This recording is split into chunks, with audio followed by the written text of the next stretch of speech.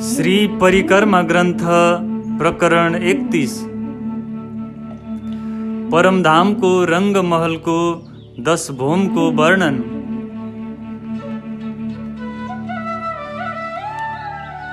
पहिलो भोम अर्थात पहिलो तल्ला को वर्णन। रंग महल को मूल ढोका भित्र ठूलो 28 स्तम्भ को चोक शोभायमान छ। यहाँ ब्रह्म आत्माहरूलाई बस्नका लागि विशाल बैठक कोठा छ। यो भन्दा अगाडि रसोईको हवेली अर्थात भान्साघर छ। यो भान्साघरमा श्याम र श्वेत अर्थात कालो र सेतो मन्दिरहरूको पंक्तिमा भान्साघर सहित 10 मन्दिर छ। पूर्व दिशामा दुवैपट्टि 5-5 गरी 10 मन्दिरहरू छन्। यस प्रकारले यो चोकको प्रकाश त्यहाँ अटाउँदैन।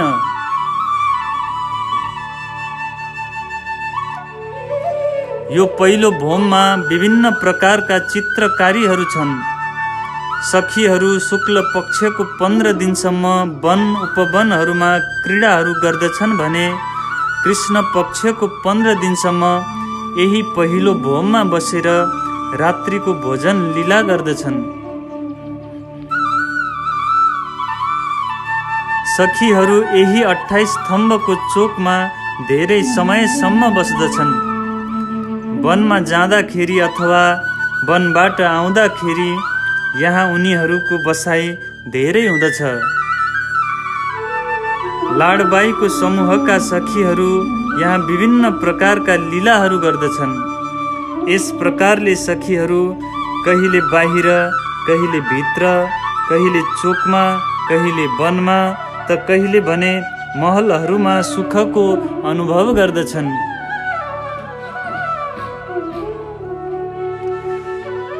सखीहरू 15 दिन वनमा र 15 दिन यी महलहरूमा जुन आनन्द प्राप्त गर्दछन् त्यसको गणना गर्न सकिँदैन।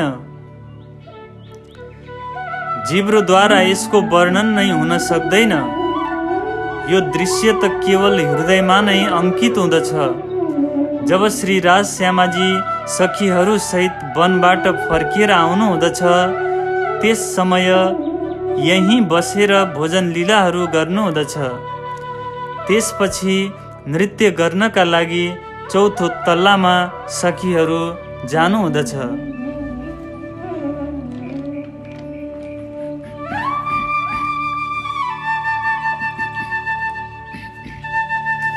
जुन प्रकारले पहिलो तल्लामा रसोईको चोक छ त्यस्तै प्रकारको चोक दोस्रो तल्लामा पनि झरोखाहरूको अगाडि अवस्थित छ। यहाँ यो चोक चारैतिरबाट 20 मन्दिर बराबरको छ।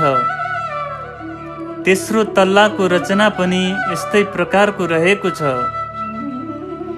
यस प्रकारले माथिका तल्लाहरूमा यस्तै प्रकारको चोक शोभायमान छ।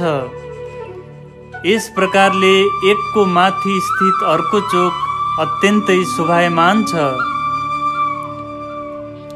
धाम दरवाजाको अगाडिको यो चोक एउटाको माथि अर्को गर्दै यस्तो प्रकारले 90 तल्लाहरूसम्म शोभायमान छ। यी सबै चोकहरूका अगाडि चारैतिर पंक्तिबद्ध थम्बहरू छन्। यहाँको शोभाको वर्णन कुन प्रकारले गरौँ म? यहाँ प्रत्येक तल्लामा अनेक सुन्दर स्थानहरू छन्। करोडौं जिब्रोहरूले पनि यस शोभाको वर्णन गर्ने सामर्थ्य राख्दैनन् भने मेरो एउटा जिब्रोले के नै सामर्थ्य राख्न सक्छ र? अब दोस्रो तल्लाको वर्णन। रसोईको चोकको ईशान कोणमा श्याम तथा श्वेत मन्दिरहरूको बीचमा सुन्दर भर्याङ शोभायमान छ। धेरै सखीहरू यी भर्याङहरूबाट चढ्ने र उत्रिने गर्दछन्। यहीँबाट भएर सखीहरू दोस्रो तल्लामा स्थित भुलभुलाउनीमा खेल्नका लागि जाँदछन्। त्यस बेला उनीहरू सबैभन्दा पहिला खडोकली अर्थात जलकुण्डमा जलक्रीडा गरेर पुनः यी मन्दिरहरूमा आएर खेल्दछन्। भुल भुलाउनीका यी मन्दिरहरूमा सखीहरू विभिन्न प्रकारका क्रीडाहरू गर्दछन्। यहाँ 110 मन्दिरहरूको 110 पङ्क्तिहरू छन्। चारैतिरबाट गन्दाखेरि प्रत्येक दिशामा मन्दिरहरूको गन्ती यही नै हुँदछ। यो भुल भुलाउनी केही यस्तो प्रकारको छ कि चारै कुनाबाट हेर्दाखेरि 110 मन्दिरको गणना अनुसार यहाँ 12,100 मन्दिर हुँदछ। तर बिचमा 100 मन्दिरको एउटा ठुलो चोक छ। यसलाई छोडेर यी मन्दिरहरूको सङ्ख्या 12,000 हुँदछ। यी सबै मन्दिरहरूमा एक समान ढोकाहरू छन्। यदि प्रत्येक मन्दिरको ढोकाहरूलाई अलग अलग गणना गर्यौँ भने त प्रत्येकमा 4-4 वटा ढोका छन्। यस प्रकारले 12,000 मन्दिरहरूमा 48,000 ढोका हुँदछ। यसरी गन्दाखेरि पनि गल्ती नै हिसाब आउँदछ। वास्तवमा यसमा मात्रै 24,000 ढोका छन्, किनभने प्रत्येक मन्दिरको ढोका अर्को मन्दिरसँग मिलेको छ। यस प्रकारले दुई मन्दिरहरूको बिचमा एउटा मात्रै ढोका भएको कारणले यसको सङ्ख्या 24,000 मात्रै छ। यहाँ ब्रह्म आत्माहरू खेल खेल्दै हाँस्य विनोद गर्दछन्। यहाँ ब्रह्म आत्माहरू दौडिएर एउटा ढोकाबाट प्रवेश गर्दछन् त चौथो ढोकाबाट निस्किँदछन्। त्यसको छाया अनेकौं स्थानहरूमा पर्दछ। यसै कारणले कुनै पनि सखीले एक अर्कालाई समात्न सक्दैनन्। जब सखीहरू एउटा मन्दिरबाट अर्को मन्दिरतर्फ दौडिँदै जाँदछन्, त्यस समयमा उनीहरूको छाया असङ्ख्य देखिँदछ। यसैले कसैले पनि कसैलाई समात्न सक्दैनन् र अनेकौं ढोकाहरूबाट निस्किएर जाँदछन्। यो दोस्रो तल्लामा खेल्दै सखीहरू अनेकौं पटक भुल्दछन्। यस प्रकारले खेल खेल्दै उनीहरूको हाँसो हुँदछ तथा त्यस हाँसोबाट उनीहरूको हृदयमा उमङ्ग बढ्दछ। यी मन्दिरहरूको बिचमा एउटा चौतारा छ। त्यहाँ स्थित सिंहासनमा श्री राज श्यामाजी विराजमान हुनुहुँदछ। त्यस समयको शोभाको वर्णन यो जिब्रोद्वारा हुन सक्दैन। दोस्रो तल्लामा स्थित जलकुण्डमा स्नान गरेर धामधनी यहाँ विराजमान हुनुहुँदछ। त्यसपछि ब्रह्म आत्माहरूको श्रृङ्गारको समय हुँदछ। यो शोभाको वर्णन यो जिब्रोद्वारा हुन सक्दैन। यी मन्दिरहरूमा खेल खेलिसकेपछि सखीहरू जलकुण्डमा गएर स्नान गर्दछन्। त्यसपछि श्रृङ्गार गरेर श्री राज श्यामाजीको चरणमा प्रणाम गर्दछन्। उनीहरूका आभूषणहरूको प्रकाश यी मन्दिरहरूमा अटाउँदैन। यो त यहाँको अलिकति मात्रै वर्णन हो। यहाँ बस्नका लागि अनेक रमणीय स्थलहरू छन्। यहाँ बसेर धामधनी ब्रह्म आत्माहरूलाई नित्य प्रति आफ्नो अनुरूप अखण्ड आनन्द प्रदान गर्नुहुँदछ।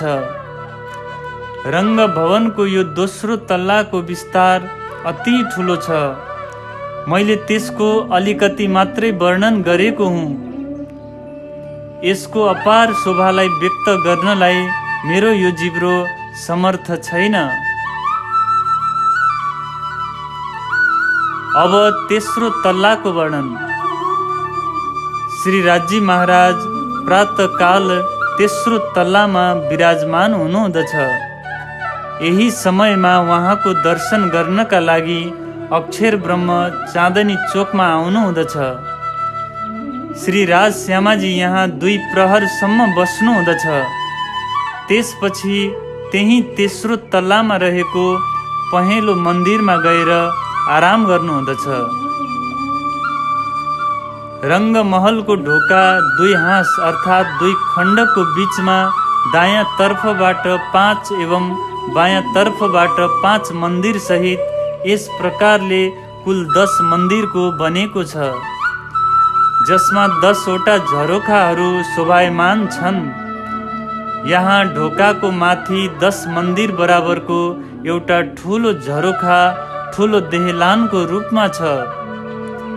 श्रीराजजी बिहान यही तेस्रो तल्लाको देहलानमा आएर पशु पक्षीहरूलाई दर्शन दिनुहुँदछ। यो विशाल ठाउँ यस प्रकारको रहेको छ। यहाँ 10 मन्दिर बराबरको देहलान छ र 10 मन्दिरको ठाउँमा झरोखाहरू छन्। यी दुवैको बीचमा 10 मन्दिर बराबरको चोक छ। यस प्रकारले यी 3 वटै मिलेर विशाल स्वरूप धारण गरेका छन्। एक खण्डको तेस्रो भाग अर्थात् 10 मन्दिर बराबरको स्थानमा 10 झरोखाहरू छन्। यो भन्दा अगाडि ढोका तथा थम्बहरू छन्। यिनीहरूको बीचमा कुनै भित्ताहरू छैनन्। यो तेस्रो तल्लामा अपार सुखको अनुभव हुँदछ, जसको कुनै सीमा नै छैन। यसैले यसको वर्णन वाणीद्वारा हुन सक्दैन। यहाँ स्थित 10 मन्दिरको विवरण यो छ कि यी मन्दिरहरूको स्थानमा एउटा मात्रै देहलान छ, जुन बाहिर भित्र दुवैतिर एक समान छ। ब्रह्म आत्माहरूले नै यसको अनुभव गर्न सक्नेछन्। रङ्ग भवनको चारैतिर जति उचाइमा झरोखाहरू छन्, त्यही उचाइमा 10 मन्दिरका झरोखाहरू छन्। ब्रह्म आत्माहरू श्रीराजजीको आदेशद्वारा यो दृश्यलाई आत्मसात गर्न सक्दछन्। देहलानको दुवैपट्टि 3-3 मन्दिरहरू छन्। त्यस मन्दिरको पश्चिम ढोकाको देहलीको अगाडि चौतारा छ। त्यसको दुवैपट्टि 3-3 वटा सिँढीहरू छन्। यसको शोभा जिब्रोद्वारा व्यक्त गर्न सकिँदैन। बीचमा स्थित विशाल चोकको पश्चिम दिशातर्फ ढोकाको अगाडि 28 थम्बको चोकमा तल उत्रिनका लागि 3 सिँढीहरू छन्। यो चोक ढोकाको समतल रूपमा छ। यसको शोभाको कुनै सीमा नै छैन। यो बीचको चोकमा दुवैतिर 3-3 मन्दिरहरू छन्। त्यसको दुवैपट्टि भित्ताको ठाउँमा झ्यालहरू छन्। त्यसको अगाडि खुल्ला स्थान अर्थात् पडसाल छ। आत्मिक दृष्टिद्वारा यस शोभाको दर्शन गरेपछि निश्चित रूपमै जीवनको स्थिति बदलिँदछ। तेस्रो भोमको यही पडसाल अर्थात् देहलानको ठुलो बरन्डामा बसेर श्री राजश्यामाजी भोजन लीला गर्नुहुँदछ। उहाँको सेवाको लागि सखीहरू भोजन सामग्री लिएर दौडिँदै आउँदछन्। उनीहरूको यस आनन्दको वर्णन कसरी गरौँ म? यो विशाल बैठकमा विराजमान भएर श्री राजश्यामाजी मिठाईहरूको रस आस्वादन गर्नुहुँदछ। ब्रह्म आत्माहरू पनि श्रृङ्गार गरेर उहाँहरूको चरणमा आएर बस्दछन्। ब्रह्म प्रियाहरू श्रीराजजीको श्रृङ्गार पनि यही देहलानमा नै गर्दछन्। त्यसपछि धामधनी मन्दिरमा बसेर भोजन ग्रहण गर्नुहुँदछ। उहाँले अक्षर ब्रह्मलाई यहीँबाट नै दर्शन दिनुहुँदछ। भोजन लीलापछि तेस्रो प्रहरसम्म भित्रको मन्दिरमा गएर पलङमा विश्राम गर्नुहुँदछ। यहाँ दुई खण्ड मध्ये 5-5 मन्दिर सहित रङ्गमहलको मुख्य ढोकाको खण्ड छ। यस खण्डमा 10 झरोखाहरू शोभायमान छन्। यस प्रकारले एक खण्ड बढेर रङ्गमहलको 201 खण्ड हुँदछ। यो खण्डको शोभा पनि अरू खण्डहरूको जस्तै एक समान छ। यस प्रकारले 2 खण्डको बीचमा रङ्ग भवनको ठुलो ढोका शोभायमान छ। प्रथम तल्लादेखि लिएर चाँदनीसम्म 10 मन्दिरहरूको यो खण्ड विशेष रूपले शोभायमान छ। रङ्गमहलको ढोकाको भित्र विशाल चोक छ। यस प्रकारको चोक प्रत्येक तल्लाहरूमा छ। यी विभिन्न स्थानहरूमा ब्रह्म आत्माहरू विभिन्न प्रकारका रङ्गहरूमा रङ्गिँदै आनन्दको अनुभव गर्दछन्। अब चौथो तल्लाको वर्णन। चौथो तल्लामा नृत्य लीला हुँदछ। त्यहाँ चौरस अर्थात् वर्गाकार हवेलीहरूको 3 पंक्तिहरूलाई छोडेर चौथो पंक्तिमा विशाल नृत्यशाला छ। त्यसको बीचमा सुन्दर चोक छ। यहाँका मन्दिर तथा ढोकाहरूको शोभाको वर्णन कसरी गरौँ म? यहाँ उत्तर दक्षिण तथा पश्चिम तीनै दिशाहरूतिर मन्दिर छ। अगाडि पूर्वपट्टि थम्बका 2 हारहरू छन्। यो विशाल नृत्यशाला अति सुन्दर तथा सुखदायी छ। यो नृत्यशालाको पूर्व दिशातर्फको थम्ब तथा ढोका अत्यन्तै सुन्दर छन्। तीनै दिशाहरूमा 20-20 मन्दिरहरूको गणनाद्वारा जम्मा 60 मन्दिरहरू छन्। बीचमा चौतारामा बस्नका लागि अति सुन्दर स्थान छ। यी 60 मन्दिरका ढोकाका पल्लाहरू रत्न जडित हुनाको कारणले अत्यन्तै प्रकाशमान छन्। यस्तै प्रकारले भित्ताहरूबाट निस्किँदै गरेको ज्योतिको पनि कुनै हिसाब नै छैन। अगाडिपट्टि भएको मन्दिरहरूको भित्ता सेतो रङको छ। त्यसमा विभिन्न रङहरूको रत्नहरूको आभा झल्किरहेको छ। दक्षिण दिशातर्फको मन्दिरको ढोका यहाँ गरिएको चित्रकारीको शोभा अद्वितीय छ।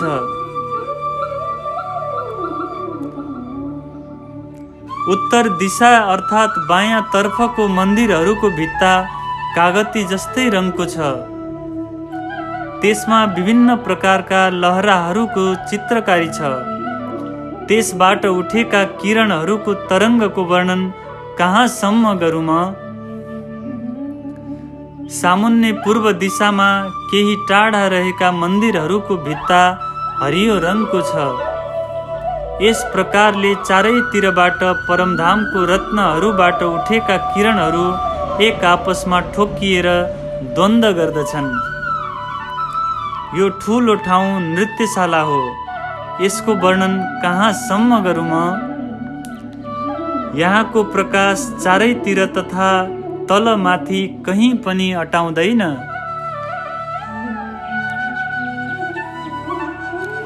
यो चोकको बीच भागमा रहेको चौतारामा श्री राजश्यामाजीलाई बस्नका लागि सुन्दर सिंहासन छ। त्यसमाथि बसेर श्री राजजीले 12,000 ब्रह्म आत्माहरूलाई शाश्वत सुख प्रदान गर्नुहुँदछ। यहाँ विभिन्न वाद्य यन्त्रहरू बज्दछन् तथा नवरङ्ग बाईको नृत्य हुँदछ। नृत्यको समयमा नवरङ्ग सखीले आफ्नो हात पाउलाई मोड्दै विभिन्न मुद्राहरूको प्रदर्शन गर्दछिन्। यस समयको शोभाको वर्णन हुन सक्दैन। ब्रह्म आत्माहरू उभिएर कसैले ताली, कसैले मृदङ्ग, कसैले तम्बुरा, कसैले सारङ्गी आदि वाद्य यन्त्रहरू बजाउँदछन्। यस समयमा बाँसुरीको धुन अत्यन्तै रसिलो सुनिदछ।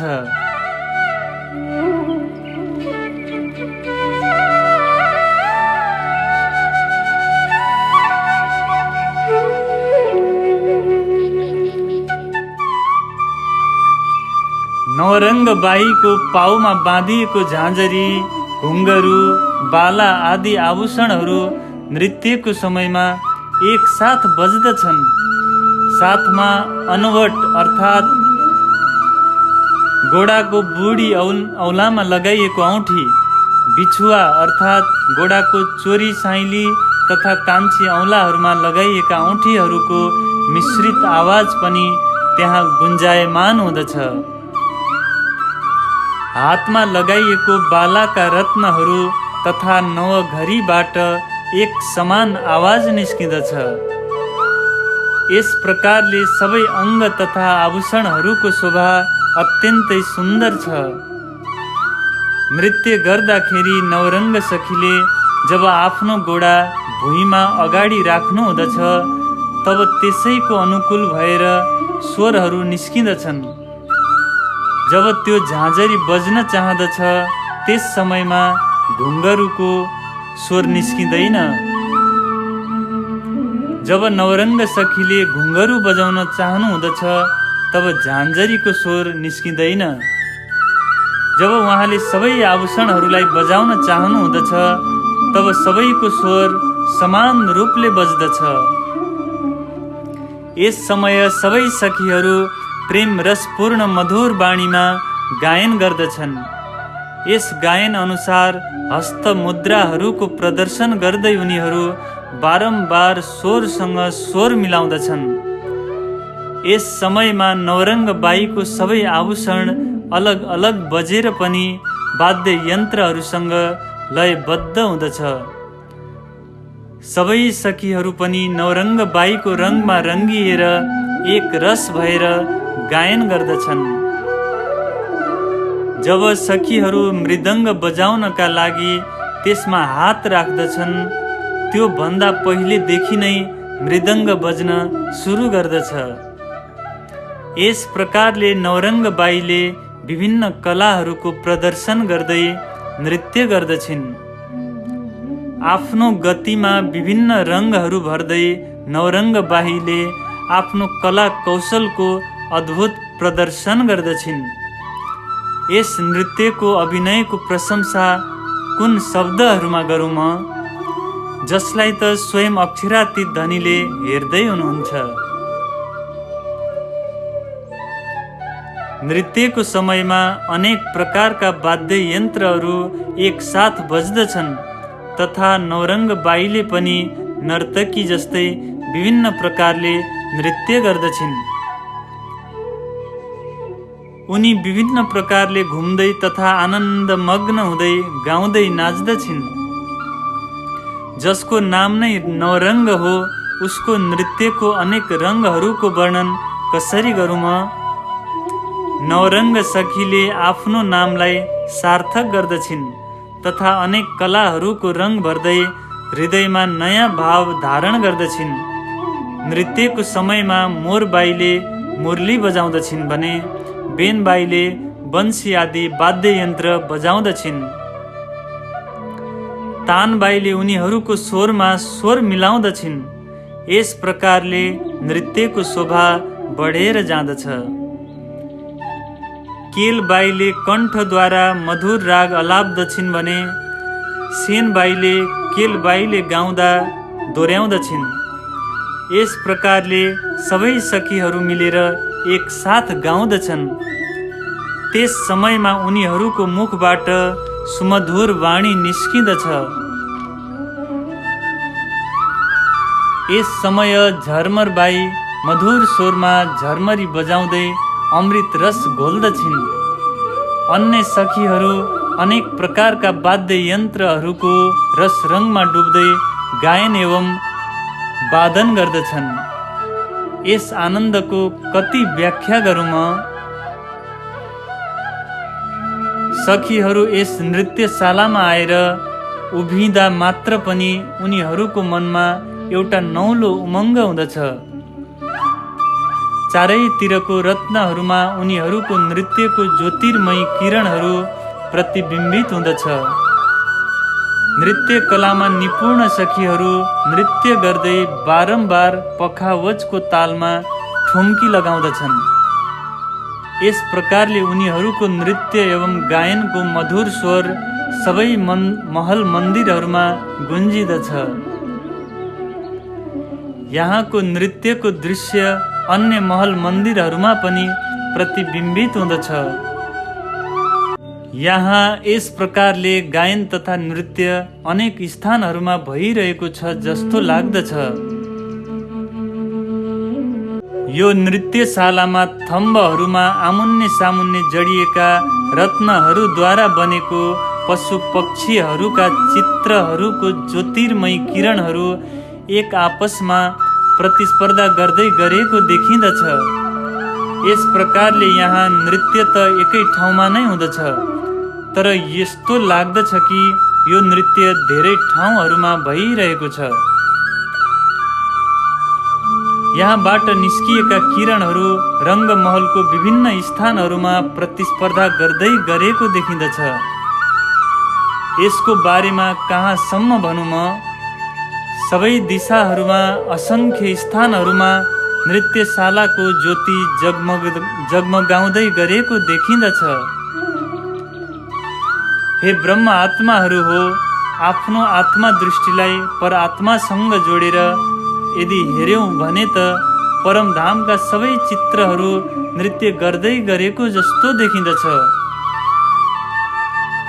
नृत्यको हवेलीमा यो लीला नित्य प्रति 1 प्रहरसम्म चल्दछ। श्रीराजी कृष्ण पक्षको 15 दिन सन्ध्याको समयमा रङ्गमहलमा विराजमान भएर यो नृत्यशालाको आनन्द लिनुहुँदछ। सखीहरू पनि आफ्नो प्रियतम धनीलाई प्रसन्न गर्नका लागि अनेक कलाहरूको प्रदर्शन गर्दछन् र सबैको नजरलाई यस प्रकारले आफूतर्फ बाँधिदिँदछन् कि त्यहाँबाट अन्त कतै नजर नै जान सक्दैन। नृत्यशालाका थम्बहरू, भित्ताहरू तथा सिंहासनमा नृत्यको छाया पर्नाले सबै ठाउँमा नृत्य भइरहेको छ जस्तो लाग्दछ। यस समयमा भित्ताहरू तथा थम्बहरूमा चित्रित पशु पक्षीहरू पनि नृत्य गर्दै गरेको जस्तो देखिँदछ। परमधामको यस नृत्यशालाको शोभा अत्यन्तै धेरै छ। यो जिब्रोद्वारा त्यसको वर्णन कसरी गरौँ म? जो ब्रह्म आत्माहरू यस कार्यक्रममा सम्मिलित छन् उनीहरूले नै यो सुखको अनुभव गर्न सक्दछन्। यस प्रकारले रङ्गमहलको भित्र वा चारैतिर यस्ता अनेक बैठक हलहरू छन्। परमधामका यी अखण्ड सुखहरूको विषयमा कसरी वर्णन गर्न सकिन्छ? अब 5औं तल्लाको वर्णन। 5मी भौमको सुख अपार छ। यहाँ बीचको चोकमा 12,000 मन्दिर शोभायमान छन्। यी सबैको बीचमा श्री राज श्यामाजीको प्रवाल अर्थात् रातो रङको मन्दिर छ। त्यसको चारैतिर ढोकाहरू छन्। यहाँ 4 कुना भएको मध्य परवाली मन्दिर शोभायमान छ। यसको विस्तार अति धेरै छ।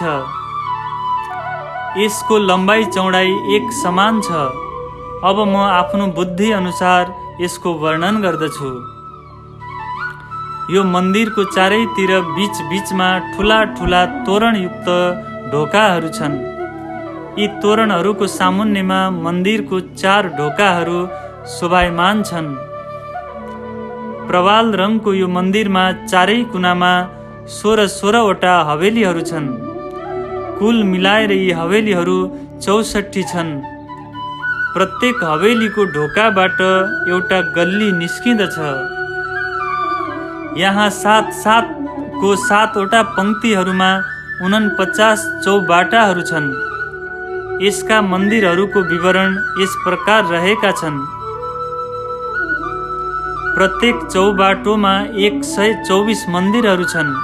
यस प्रकारले यहाँ जम्मा 6676 मन्दिरहरू छन्। यहाँ चारै भित्ताहरूको साथमा संलग्न 28वटा 3 बाटाहरू छन्। ती 28 3 बाटोको प्रत्येकमा 102 मन्दिरहरू छन्। यस प्रकारले कुल मन्दिरहरूको संख्या 2856 छ। चारै कुनामा 4वटा दोबाटाहरू छन्। प्रत्येक दोबाटोमा 29 मन्दिरहरू छन्। यस प्रकारले भित्ताहरू भित्र रहेका यी मन्दिरहरूको कुल संख्या 316 हुँदछ। चारै कुनामा स्थित यी 2 बाटो, 3 बाटो र 4 बाटोको साथमा लागेका 64 हवेलीहरू छन्। अब म ती हवेलीहरूको विवरण दिँदछु। यहाँ प्रत्येक हवेलीमा 43 मन्दिरहरू छन्। यस प्रकारले यसको सङ्ख्या 2752 हुँदछ। यस प्रकारले यी सबै मन्दिरहरूलाई जोड्दा 12,000 सङ्ख्या हुन आउँदछ। अब म बाँकी ढोका, थम्ब र गल्लीहरूको वर्णन गर्दछु। उपयुक्त 49 चौबाटाहरूको थम्बहरूको सङ्ख्या यस प्रकार छ। प्रत्येकमा 144 थम्बहरू छन्। त्यस अनुसार कुल 7,056 थम्बहरू हुँदछ। यसै प्रकारले 28 3 बाटोहरूमा 115 थम्बहरू छन्। यी सबै थम्बहरूको योग 3220 हुँदछ। चारै कुनामा स्थित 4 दोबाटोहरूमा प्रत्येकमा 25 थम्बहरू छन्। ती थम्बहरूको कुल जोड 340 हुँदछ। उक्त 64 हवेलीहरूमा प्रत्येकमा 40 थम्बहरू छन्। यी थम्बहरूको कुल सङ्ख्या 2560 हुँदछ। यस प्रकारले सबै 2 बाटो, 3 बाटो र चौबाटो तथा हवेलीहरूको थम्बहरूको कुल सङ्ख्या 13,176 हुँदछ। उपयुक्त 49 चौबाटोको गल्लीहरूको सङ्ख्या यस प्रकार रहेको छ। प्रत्येक चौबाटोमा 24 गल्लीहरू छन्, जसको कुल सङ्ख्या 1176 हुँदछ। यसै प्रकारले 28 3 बाटोहरूको गल्लीहरूको सङ्ख्या यस प्रकारको रहेको छ। प्रत्येक 3 बाटोमा 18 गल्लीहरू छन्, जसको कुल सङ्ख्या 504 हुँदछ। उपयुक्त 4 कुनाहरूको दोबाटोहरूमा प्रत्येकमा 12 गल्लीहरू छन्, जसको कुल सङ्ख्या 48 हुँदछ। यी गल्लीहरूबाट सबै भित्ताहरू देखिँदछ। उपयुक्त 64 हवेलीहरूमा प्रत्येकमा चारैतिर एउटा बाटो, एउटा ढोका एवं 2-2वटा तोरण छन्। यी सबै गल्लीहरूको कुल जोड 1792 छ। हे ब्रह्म आत्माहरू हो, 8 प्रहर यसको दर्शन गर्नु पर्दछ, जसद्वारा हाम्रो यो आत्मा त्यही नै विचरण गर्न लागोस्। यो 5औं भौममा रहेको ठुलो एउटा चोकमा 144वटा ठुला ठुला ढोकाहरू छन्। प्रत्येक ढोकाहरूमा 23 मेहराब छन्। यस प्रकारले जम्मा मेहराबहरूको सङ्ख्या 3312 हुँदछ। यहाँ 32 ढोकाहरू मन्दिरहरूको बाहिरतर्फ छन् तथा 112 ढोकाहरू भित्रतर्फ छन्। यस प्रकारले यी ढोकाहरूको कुल सङ्ख्या 3312 रहेको छ। हे सुन्दर साथजी, हजुरहरू आफ्नो सुर्तालाई यही ठाउँमा पुर्याउनुहोस्। यी 4 कुनावाला 64 थम्बहरूको बीचमा ढोकाहरू शोभायमान छन्। प्रत्येक ढोकाहरूमा 2-2वटा तोरण सुशोभित छन्। यसको विवरण त ब्रह्म आत्माहरूले नै बुझ्न सक्दछन्। यी मन्दिरहरूभित्र यसको बाहिरी भित्ताहरूमा झ्यालहरू शोभायमान छन्। त्यसको चारै कुनामा गुर्ज सुशोभित छन्।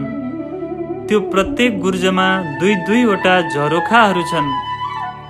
यो 5औं भौमको बीचमा स्थित प्रवाल अर्थात् रातो रङको रङ्ग परवाली मन्दिरमा श्री राज श्यामाजी तथा 12,000 मन्दिरहरूमा ब्रह्म आत्माहरू प्रातःकालसम्म शयन गर्नुहुँदछ।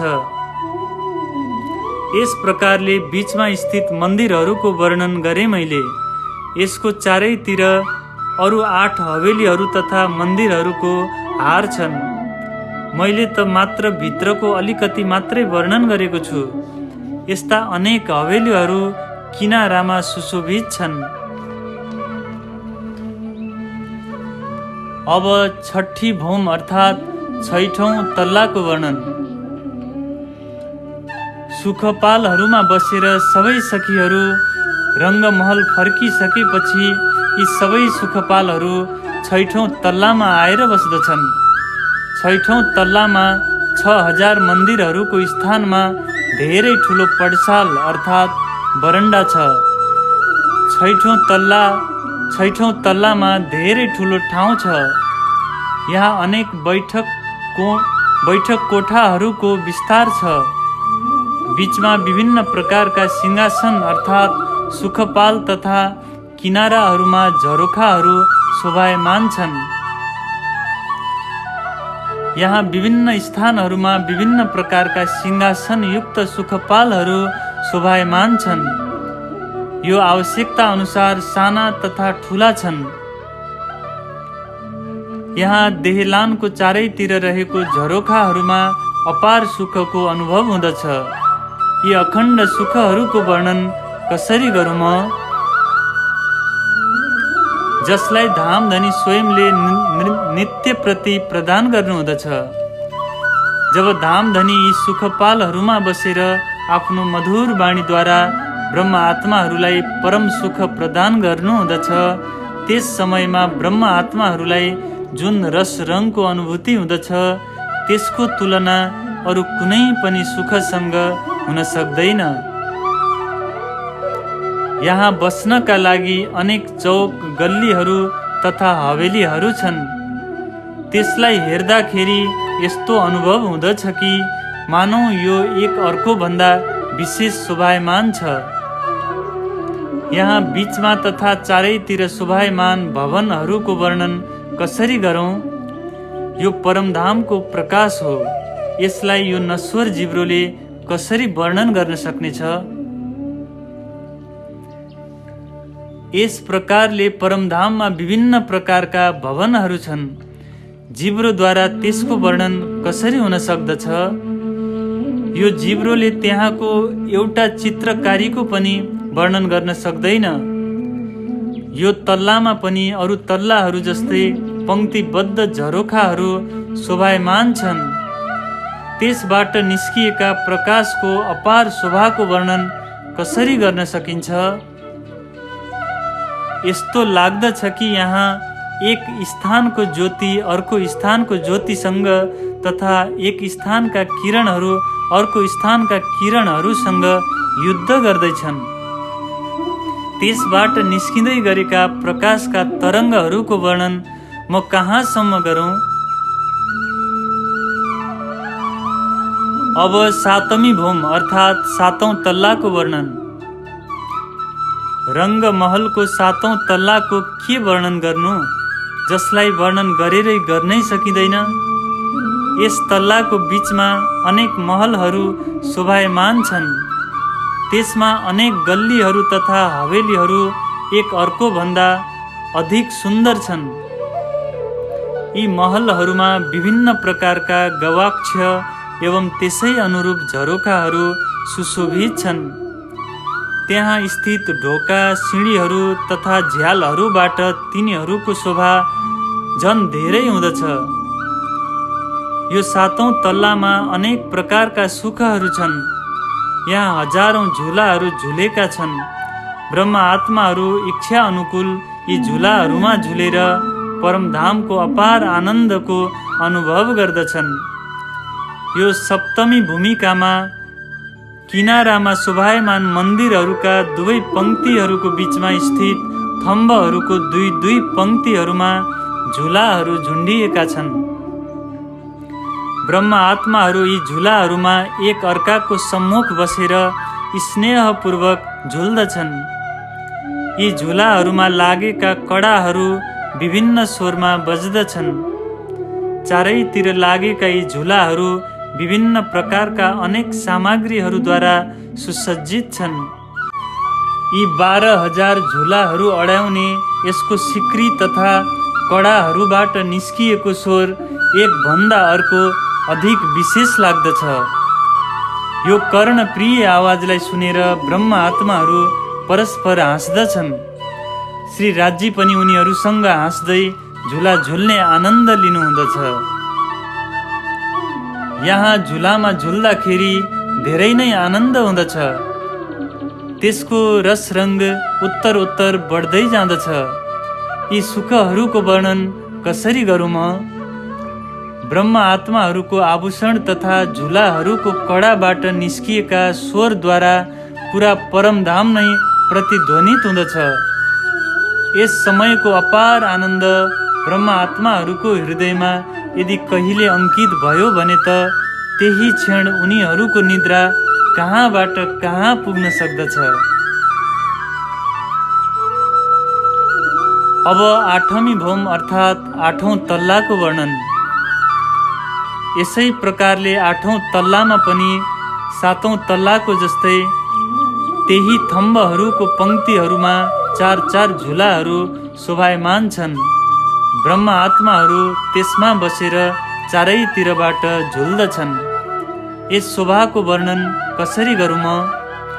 चारैतिरका यी झुलाहरूमा बसेर ब्रह्म आत्माहरू प्रेमालाप गर्दछन्। आफ्नो मधुर वाणीद्वारा परस्पर परिहास गर्दै धामधनीको साथमा प्रेम विभोर भएर आनन्द लिँदछन्। यहाँ थम्बहरूको दुवै पंक्तिहरूमा 4-4 झुलाहरू लागेका छन्। त्यसमा बसेर ब्रह्म आत्माहरू एक साथ झुल्दछन्। यी सबै झुलाहरू एक साथ घुम्दछन्, जसले गर्दा यो खेल विशेष सुखप्रद हुँदछ। यो तल्लाको बीचमा पनि विभिन्न प्रकारका हवेलीहरू सुशोभित छन्। यिनीहरूलाई हेर्दाखेरि यस्तो लाग्दछ कि यिनीहरू एकभन्दा अर्को अधिक सुन्दर छन्। यहाँका सबै हवेलीहरूको मन्दिर तथा त्यसको ढोका एवं भित्री चोक तथा चौताराहरू पनि अलग अलग प्रकारले सुशोभित छन्। यस प्रकारले यी मन्दिरहरूको शोभा शब्दद्वारा व्यक्त हुन सक्दैन। करोडौं जिब्रोद्वारा यदि एउटा ढोकाको शोभाको वर्णन गर्न चाह्यौँ भने पनि वर्णन हुन सक्दैन, किनभने यो वर्णन तब मात्रै सम्भव हुँदछ जब यस शोभाको कुनै सीमा निर्धारित हुन्थ्यो।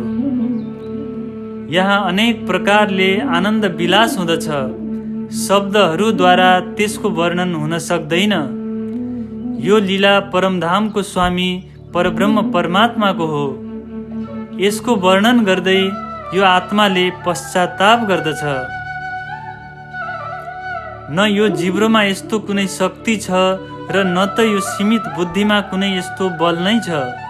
यो नश्वर जगतको सामग्रीले अखण्ड धामको सुखलाई कसरी वर्णन गर्न सक्छ? यहाँका जुन पनि परम सुख हृदयमा उत्रिएर आउँदछ त्यसलाई बोलेर व्यक्त गर्न सकिँदैन। सुन्दर साथहरूले यस सुखको अनुभव गर्न चाहँदछन्, त्यसैले मौन पनि बस्न सकिँदैन। यसको वर्णन गर्दा पर आत्माले परम सुखको अनुभव गर्दछ। यस सुखमाथि विचार गर्दा मात्रै पनि पर आत्माले अपार सुखको अनुभव गर्दछ। तर यस शोभालाई शब्दहरूमा व्यक्त गर्न नसक्नाको कारणले गर्दा मलाई एकदमै ठुलो दुःख हुँदछ। रङ्गमहलको यो 8औं तल्लामा चारैतिर झुला लागेका छन्। यी सबै झुलाहरूमा बसेर ब्रह्म आत्माहरू धामधनीसँग झुल्दै आनन्दको अनुभव गर्दछन्। यो आनन्द अङ्ग प्रत्यङ्गहरूमा अटाउँदैन। अब 9औं भौम अर्थात् 9औं तल्लाको वर्णन। 9औं भौममा स्थित विशाल छज्जाहरूको विस्तार धेरै नै ठुलो छ। यसको बाहिरी किनारामा धामधनी तथा ब्रह्म आत्माहरूको बैठक अर्थात् ठुलो र खुल्ला बस्ने ठाउँ छ।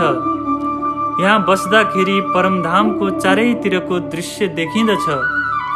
धामधनीले टाढा टाढाको दृश्यहरूलाई देखाएर कुरा गर्दै हामी सबैको हृदयमा आनन्दको सञ्चार गर्नुहुँदछ।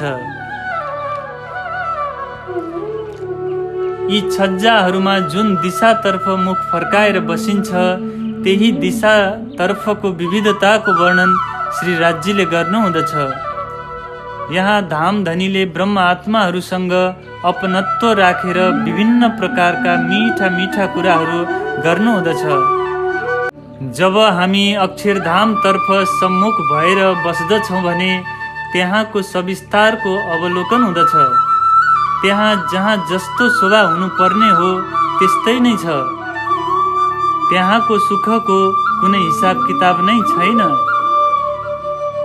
जब पुखराज पर्वततर्फ सम्मुख भएर बसिन्छ तब श्री राज्यले टाढा टाढासम्म विस्तृत यस क्षेत्रको वर्णन गर्नुहुँदछ।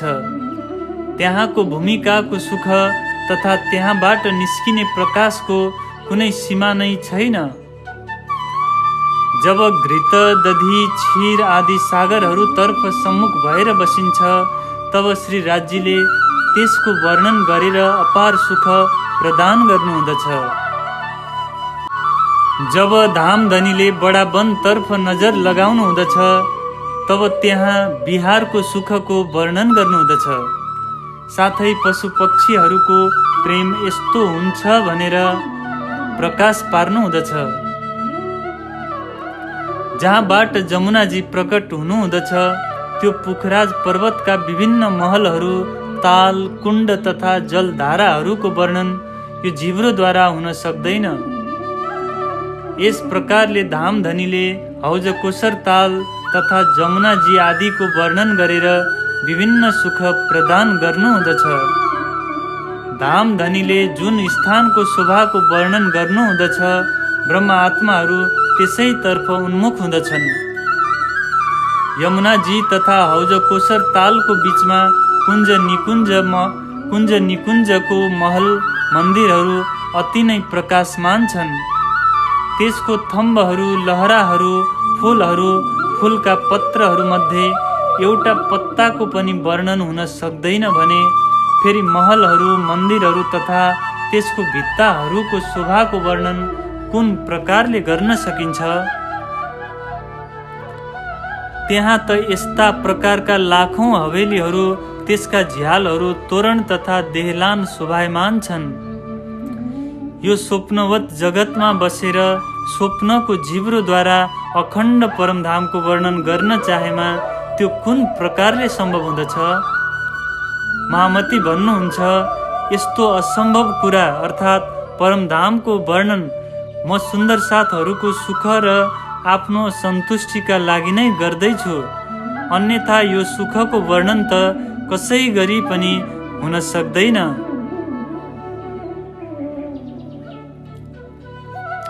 अब दशमी भौम अर्थात् चाँदनीको वर्णन। 10औं तल्लामा स्थित चाँदनीको शोभा अनन्त छ। यहाँ बीचमा एउटा चौतारा छ जसमा गलैँचा बिछ्याइएको छ। त्यसमाथि सिंहासन तथा आरामदायी कुर्सीहरू शोभायमान छन्। यो चाँदनीमा शोभायमान महलहरूमा बस्नका लागि अनेक सुन्दर स्थानहरू छन् जहाँ श्री राजश्यामाजी आएर विराजमान हुनुहुँदछ एवं सबै ब्रह्म आत्माहरूलाई इच्छा अनुकूल सुख प्रदान गर्नुहुँदछ। यो चाँदनीको उज्जवल तथा सेतो ज्योतिको वर्णन कसरी गरौँ म? 200 हाँस अर्थात् खण्ड भएको यस चाँदनीबाट निस्किरहेको प्रकाशको कुनै सीमा नै छैन। यो चाँदनीमा चारैतिर 201 गुर्जहरू शोभायमान छन्। तिनीहरूको बीचमा चारैतिर 12,000 गुमटहरू अत्यन्तै शोभायमान छन्। चाँदनीको बीचमा स्थित चौताराहरूको चारै कुनामा अति सुन्दर जलकुण्ड छन्। यी जलकुण्डहरूको पानीको फोहराबाट मोती जस्तै पानीका थोपा झर्दछन्। यी जलकुण्डका चारैतिर उपवनमा प्रकार प्रकारका फूल फुलेका छन्। यसको रचना एकदमै अद्भुत छ। हे ब्रह्म आत्माहरू हो, अन्तर्दृष्टिलाई खोलेर यी अनन्त सुखहरूलाई हेर्नुहोस्। चारै किनारहरूमा स्थित उपवनका फूलहरू पानीमा प्रतिबिम्बित हुँदछ भने त्यसको शोभा अत्यन्त सुन्दर लाग्दछ। जुन जुन ब्रह्म आत्माहरूले अन्तर्दृष्टिद्वारा विचार गर्नेछन् उनीहरूले नै यो सुखको अनुभव गर्न सक्नेछन्। यहाँ बीचमा चौतारामा एउटा ठुलो बस्ने ठाउँ छ, जसको शोभाको कुनै हिसाब किताब नै छैन। पूर्णिमाको रातमा चन्द्रमाको उज्जवल किरणहरूद्वारा रङ्गमहलको यो चाँदनी अत्यन्तै सुशोभित हुँदछ। जब श्री राजश्यामाजी बीचमा स्थित सिंहासनमा विराजमान हुनुहुँदछ र चारैतिर ब्रह्मा आत्माहरू आएर बस्दछन्, त्यस समय परमधामको दिव्य भूमिको रत्नहरूद्वारा सुसज्जित उनीहरूको श्रृङ्गारको शोभा अनुपम लाग्दछ। बीचमा स्थित सिंहासनमा श्री राजश्यामाजी विराजमान हुनुहुँदछ। यो सिंहासन धामधनीको परमधामको हो। यसको शोभाको वर्णन कसरी हुन सक्दछ?